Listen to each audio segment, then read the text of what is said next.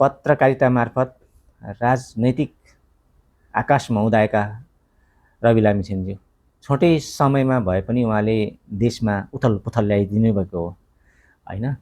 र कतिपय पार्टीहरू धेरै धेरै पुराना थिए, पुराना जुन एउटा ब्रान्ड बनाइसकेका पार्टीहरूलाई टक्कर दिँदै तेस्रो स्थानमा नभनौँ चौथो स्थानमा आफूलाई उभ्याउन सफल हुनुभएका रवि लामिछानेज्यू, तर त्यो चौथो स्थानमा उभिँदै गर्दा केही आफ्नो स्वार्थ भनौँ चाहे अब के भनौँ, उहाँले त्यति चाँडै सत्तामा सरकारमा नजानु पर्थ्यो, तर उहाँ जानुभयो र गएर पनि केही समयमै उहाँले आफ्ना जुन भित्रका कर्तृत्वहरूलाई बाहिर निकाल्न खोज्नुभयो, त्यसैको फलस्वरूप उहाँ आज जेलमा हुनुहुन्छ।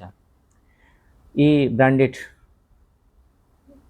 हैन एमाले काङ्ग्रेस माओवादी यिनीहरू त्रिपक्षीय खेलाडी हुन् देशका लागि र एक किसिमको घातक हुने।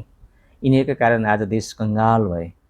प्रत्येक नागरिकले 80,000 भन्दा बढी ऋणको भारी टाउकोमा बोक्दैछन् र आउने पुस्तालाई अझ योभन्दा बढी संहिताको नाममा देशलाई टुक्रा टुक्रा बाँडे र विकासको नाममा यिनीहरूले आफ्नो भर्ती केन्द्र बनाए पार्टीका कार्यकर्तालाई।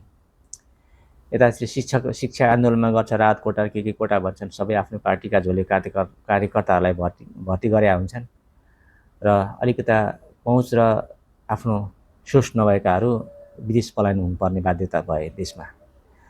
ठुल्ठुला कल कारखाना उद्योगहरू सबै प्राइभेट र निजीकरण र सब बिक्री गरे युवाहरूलाई बेरोजगार बनाउने यिनी पार्टीहरू अब पनि यिनीहरू एक हुँदैछन् फेरि लुट्न र भुट्नको निम्ति। हिजो पिटाइ खाएका यी शेर्पा दाम्पत्य आज पुनः तिनै ओलीको पक्ष लाग्दैछन्। के का लागि भने हामीले बुझ्नुपर्छ साथी हो, अब पनि नबुझी कहिले बुझ्ने।